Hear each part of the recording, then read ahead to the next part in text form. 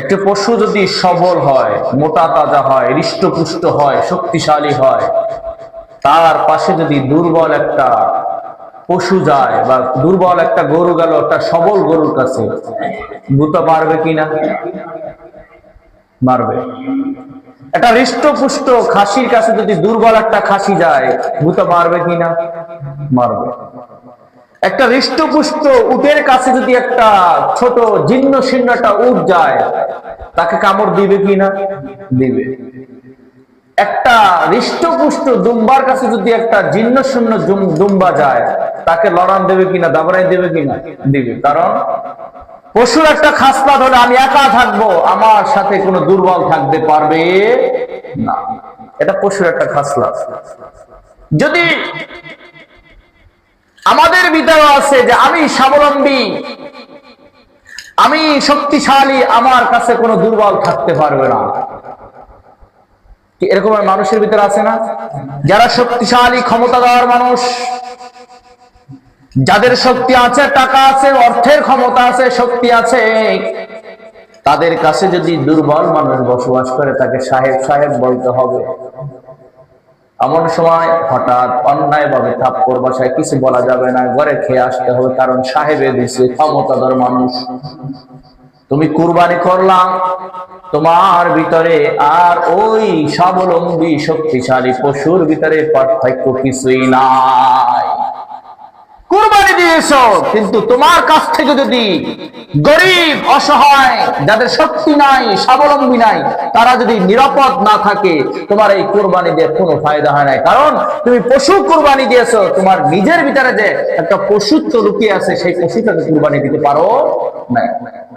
দেখবেন কুকুর দাওয়াত হয়, অনেক সময় আমাদের মহল্লার ভিতরে দাওয়াত হয়, কুকুর কি করে?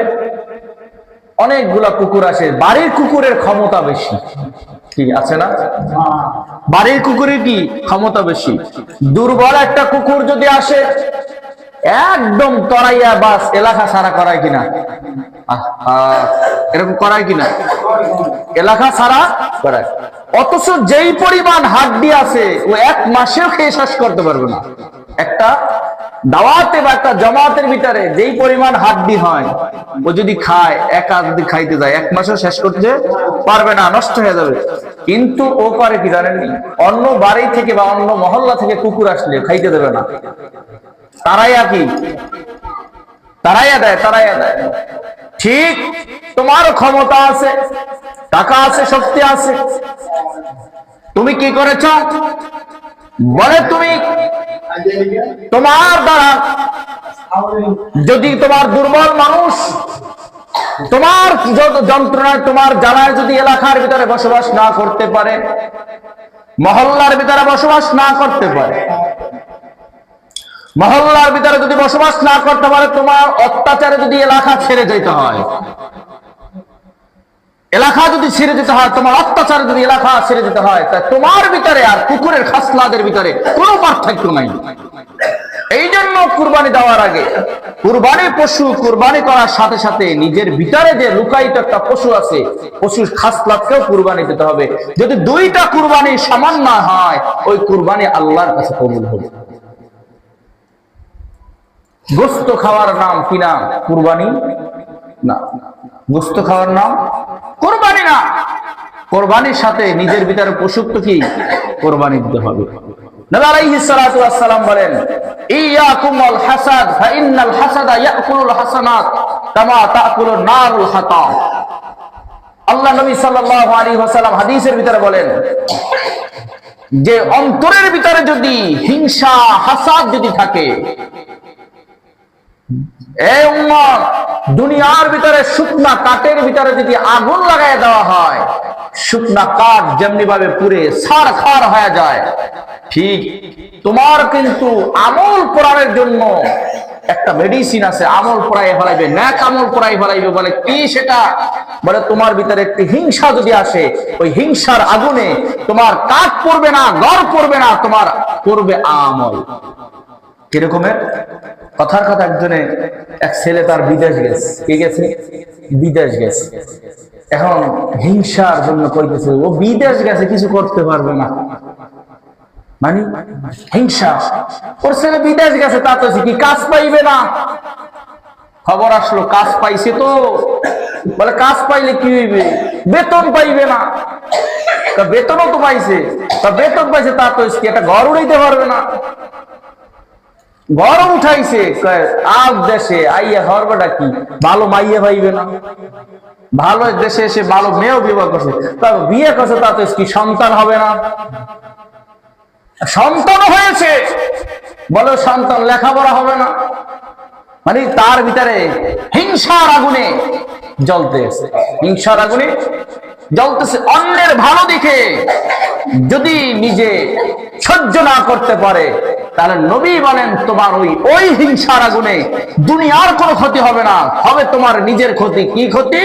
বলে তোমার যে নেক আমল আছে তা পুরে ভস্ম হয়ে যাবে। দেখবা তোমার নেক আমলের খাতা 0 0 0 0।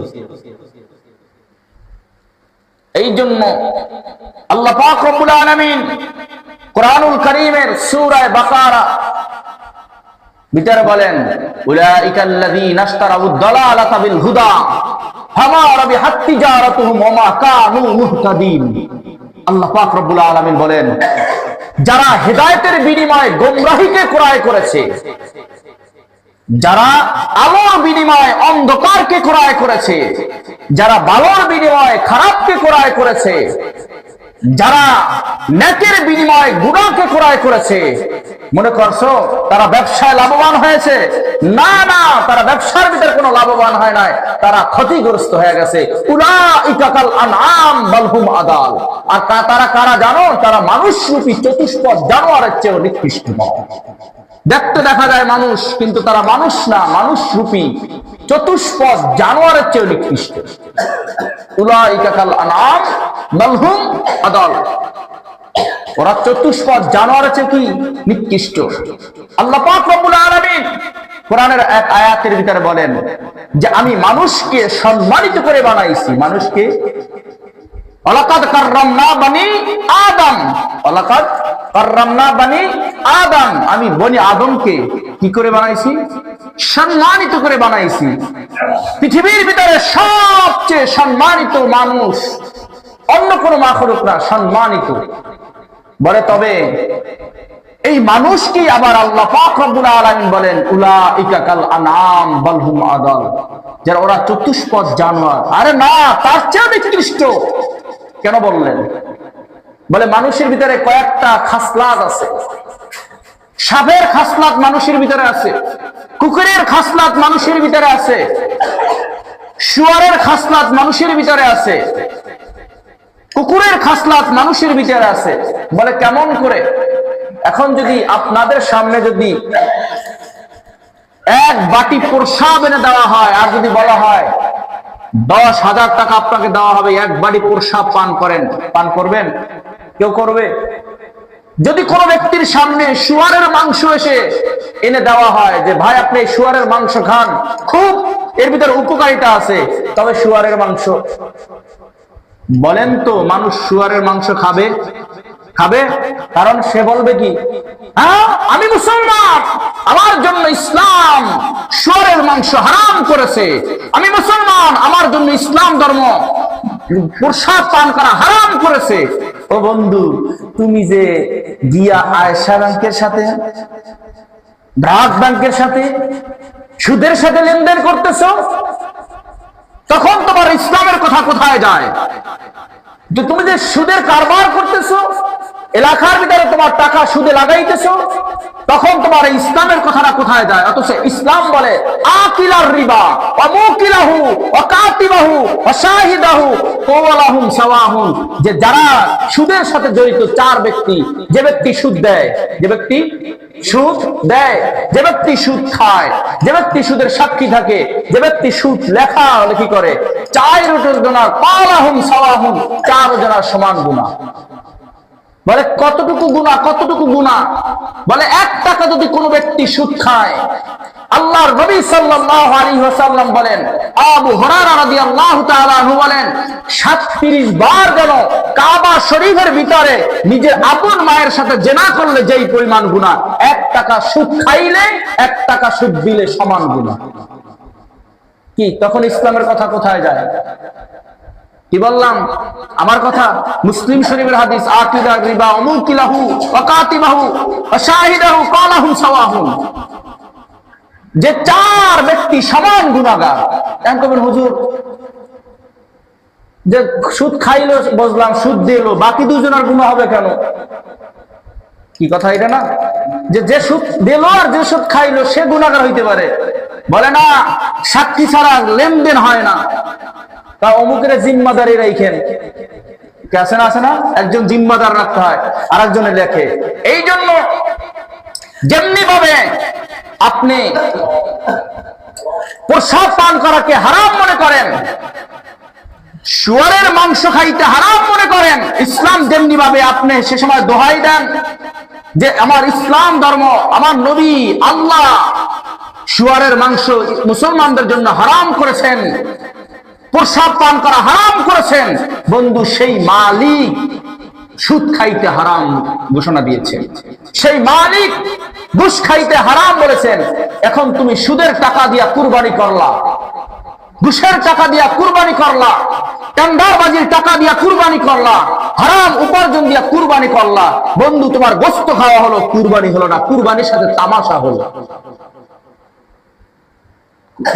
এই কুরবানি দেওয়ার পরে অফিস আবার খুলবে, তুমি যেখানে কর্ম করতেছো সেখানে আবার খুলবে, তুমি সেখানে তোমার সরকার নির্ধারণ করেছে তোমার বেতন 50,000, তুমি 2 লাখ টাকা টেবিলের উপর মিস্ত্রি খাইতেছ, তো তোমার এই কুরবানি দিয়া কি হলো?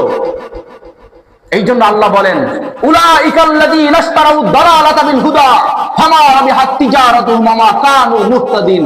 তারা কি হেদায়েতের বিনিময়ে গোমরাহিকে ক্রয় করেছে, আলোর বিনিময়ে অন্ধকার ক্রয় করেছে, ভালোর বিনিময়ে খারাপ ক্রয় করেছে, তাদের ব্যবসার ভিতরে কোনো কিঞ্চিত পরিমাণ লাভ হয় নাই, তারা ব্যবসার ভিতরে লাভবান হয় নাই। এই জন্য বললাম যে মানুষের ভিতরে আল্লাহ তো বলেছেন উলাইকা কাল আনাম বাল হুম আদাল।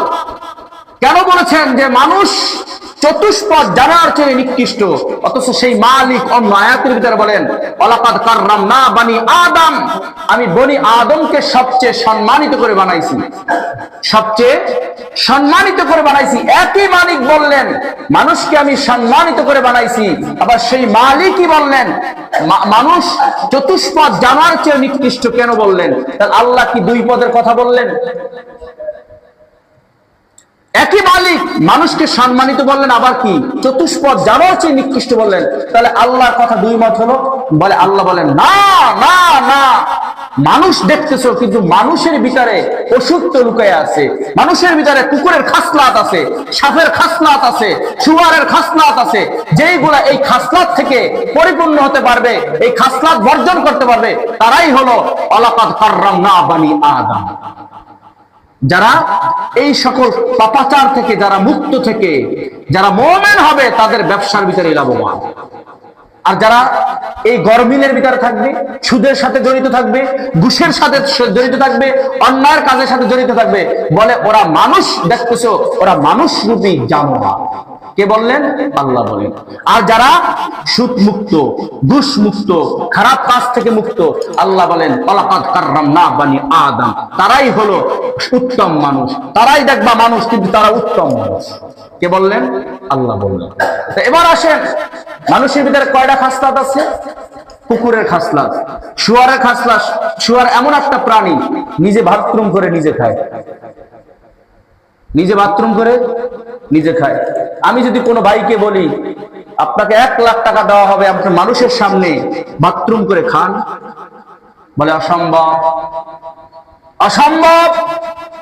ঠিক আছে, আপনি বাইয়ের জমি যে বাই মাইরা খাইতেছেন এটা কি? বোনের জমি যে আপনি মাইরা খাইতেছেন এটা কি হালাল? এটাও তো হারাম।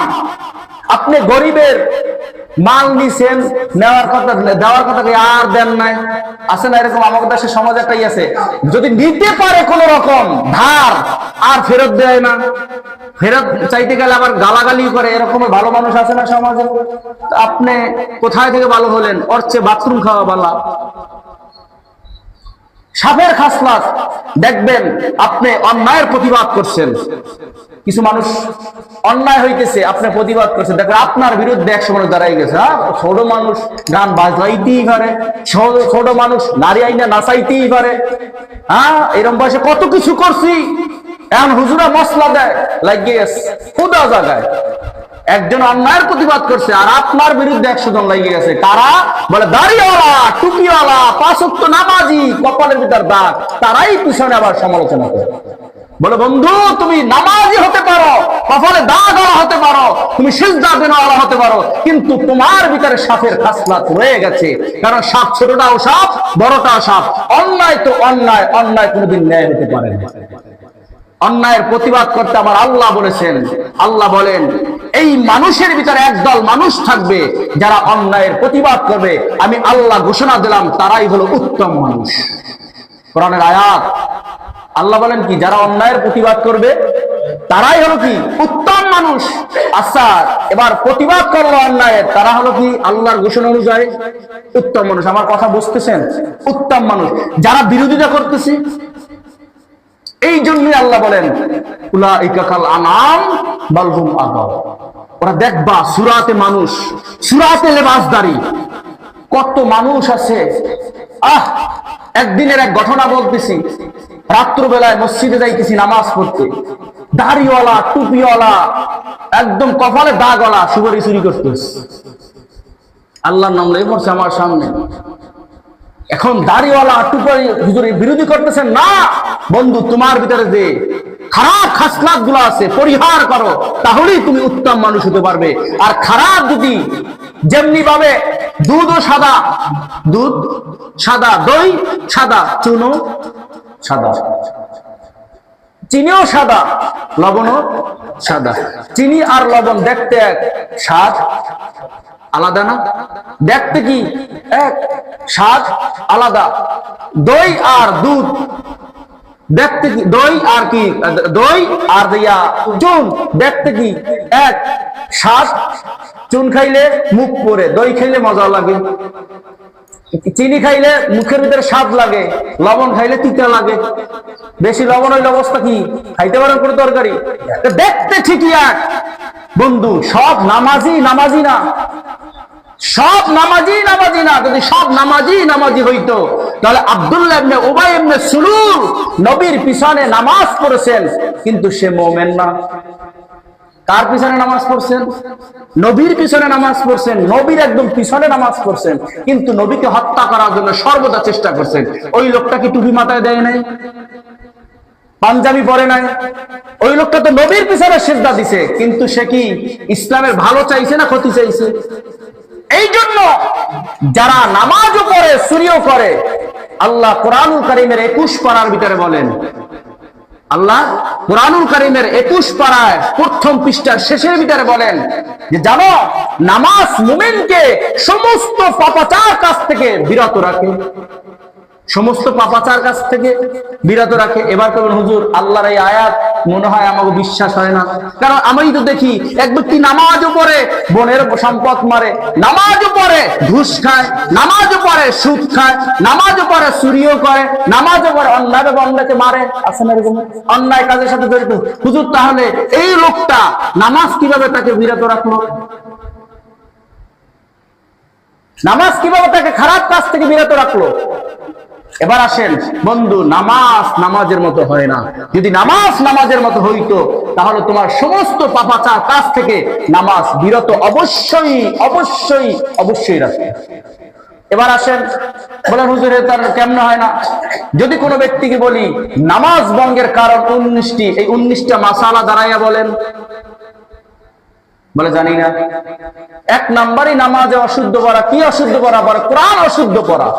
তা আপনি সিজদা দিলেন বন্ধু, আপনার নামাজ প্রথমেই তো আপনি গাবলা। প্রথমে আপনার নামাজ কিভাবে নামাজ পড়বেন?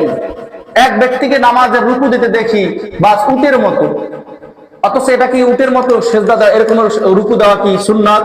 না, বলে একদম মাথা থেকে একদম কোমর পর্যন্ত সোজা থাকবে। আপনি জানেন না, আপনাকে যখন জানাইতে যায়, হ্যাঁ হুজুর আপনার চেয়ে বয়স আমার বেশি, আপনার চেয়ে বেশি সিজদা দিয়েছি, হ্যাঁ তোমার সিজদা 1000 বছর দাও, লাভ নাই। যদি এবার একটা ছোট্ট উদাহরণ দিই, তা বুঝবেন। জেলে মানুষ আছে না, জাল ধরে, ওই যে কুনি জাল আছে না, বা জাইয়া জাল বলে, নরসিংদীর ভাষায়, আমি তো নরসিংদী থাকেছি, কুনি জাল বলে, আবার আমার দেশে কি জাইয়া জাল বলে, ঝাঁকি জাল। আচ্ছা, ঝাঁকি জাল যায় পাততে যায়, ওদের কোমরের ভিতরে একটা ঠোলা থাকে কিনা, খারই থাক বা পাতিলা থাক বা একটা যা থাক, থাকে কিনা, ব্যাগ থাক। আচ্ছা, ব্যাগটা যদি ছিদ্র থাকে, সোজা বাংলা উদাহরণ বুঝতেছেন, ব্যাগটা কি ছিদ্র, তলি নাই, সোজা বাংলা তলি, খারই হোক আর পাতিল হোক আর ব্যাগ হোক, তলি নাই। আপনি প্রত্যেক খাইতে 10টা করে মাছ পাইছেন, 100টা খাওয়াতেছেন, একটা মাছও কি আপনার ব্যাগে থাকবে? আপনি কষ্ট করলেন, মাছ প্রত্যেক খাইতে 10টা 12টা 15টা করে পাইলেন, কিন্তু যখনই ব্যাগে রাখেন তখন নিচ থেকে পড়ে যায়। আপনি 100 খাওয়া দিলেন, মাছ একটাও আছে থলিতে, কারণ আপনার থলিটাই কি ফুটা, থলিটাই কি নাই, থলিটার থলি কি নাই। আর আপনি প্রতি খেতে একটা, কোনো খেতে পান না, কিন্তু 100 খাওয়া দিচ্ছেন, আপনার থলিটা কি ভালা, থলিটা কি ভালা। এখন বলেন, মাছ ব্যাগের ভিতরে বা থলির ভিতরে আছে কিনা? পাইলাম সংখ্যায় কম, পাইলাম সংখ্যায় কম, কিন্তু আমার থলির ভিতরে আছে, কেন? থলিটা বালা। এই জন্য নবী বলেন, ক্বালান নবী সাল্লাল্লাহু আলাইহি ওয়াসাল্লাম, আখলিস দীনাকা ইয়াকফিকাল আমালুল কলিল। তোমার দিন সম্পর্কে তুমি জ্ঞান অর্জন করো, তোমার দিনকে তুমি খাঁটি করো, অল্প আমল তোমার নাজাতের জন্য যথেষ্ট হবে। আল্লাহর নবী অল্প কথা বলেছেন, বেশির কথা বলেন নাই। তবে আমি যেটুকু আমল করব, জেনে শুনে বুঝে আমল করা উত্তম, জেনে শুনে বুঝে আমল করা উত্তম। আন্দাজে আমল করার দাম কোনো নাই, ওই দাম হবে কি আপনার তলি ছাড়া জাকিওয়ালার মতন, ওই তলি ছাড়া জাহিজাল ফেকনেওয়ালার মতন। মাছ বেশি পাইতে পারেন, নামাজ বেশি পড়তে পারেন, রোজা বেশি রাখতে পারেন। যদি কোনো ব্যক্তি রোজা রাখতে রাখতে কয় 2 ঈদের দিন আমি রোজা রাখবো, রোজা রাখা উত্তম, তো উত্তম না? কুরবানির দিন কি রোজা রাখা যাবে? ঈদের দিন ও ব্যক্তি কয়, যখন আল্লাহ রোজা এতই ভালোবাসেন, আমি প্রতিদিন রোজা রাখবো, ঈদের দিনও রোজা রাখবো। আন্দাজে বলেন, এটা কি রোজা হবে? হবে না। ওই ব্যক্তির বরঞ্চ কি হবে? গুনাহ হবে। নামাজ পড়া সবের কাজ না পাপের কাজ? সবের কাজ। কিন্তু যখন সূর্য উঠতেছে লাল হয়ে, তখন নামাজ পড়লো, তখন নামাজ পড়লে গুনাহ হবে না সওয়াব হবে? গুনাহ হবে। সূর্য ডুবতেছে, লাল হয়ে গেছে পশ্চিম আকাশে, সূর্য ডুবতেছে, এমন সময় সে নামাজ পড়তেছে, বলেন সওয়াব হবে না গুনাহ হবে? কাজটা দেখতেছেন, ভালো কাজ করতেছে, ভালো কাজের বিনিময় পাইতেছে কি? গুনাহ। একদম দ্বিপ্রহরে মাথার উপরে সূর্য, না তার আপনার আলোটা ছায়াটা পশ্চিমে পড়তেছে না পূর্বের দিকে, একদম দ্বিপ্রহরে, একদম পার কাছে ছায়া থাকে না, এমন সময় আপনি নামাজে দাঁড়ায় গেলেন। ইসলাম আপনাকে এই 3 সময় নামাজ পড়তে নিষেধ করেছেন। আপনি তো মনে করেন নামাজ পড়া তো ভালো জিনিস, পড়লেন এমন সময় নামাজ, এই নামাজ আপনার সওয়াব হবে না, বরঞ্চ কি হবে? গুনাহ হবে। তা এই জন্য জেনে বুঝে ইসলাম মানা, আর অল্প যদি মানেন সেটা কি দাম বেশি। আর আন্দাজে যদি অনেক অনেক অনেক সিজদা দেন, অনেক অনেক আমল করেন, সেই আমলে কোনো লাভ নাই। একটা গল্প, অনেক হুজুর কোরআন শরীফ, হ্যাঁ কোরআন শরীফে অনেক কিছুই আছে, কিন্তু সেই কোরআন শরীফ বুঝে শুনে মানতে হবে, বুঝেন না? হুজুর অনেক সন্তানের নাম রাখছি কোরআন শরীফ দিয়ে, দেখবেন কোরআন শরীফের ভিতরে শুধু অল্প কয়েকজন নবীর নাম আছে, আর বেশিরভাগ কাফেরের নাম আছে।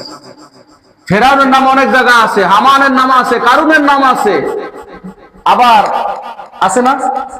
যদি হুজুর কোরআনে তো পাইছি, কি পাইছি কি না বন্ধু, ওখানেও বোঝার কিছু আছে যে এই নামটা আল্লাহ কিসের জন্য এখানে আমাদের মুসলমানদের জন্য, মুমিনদের জন্য উপদেশ হিসেবে রাখছে, যে এই নাম বা এই কাজ তোমরা করিও না। এক জায়গা জিজ্ঞাসা করলাম, নাতির নাম কি? তুকাস জিবা। পাইছেন কই?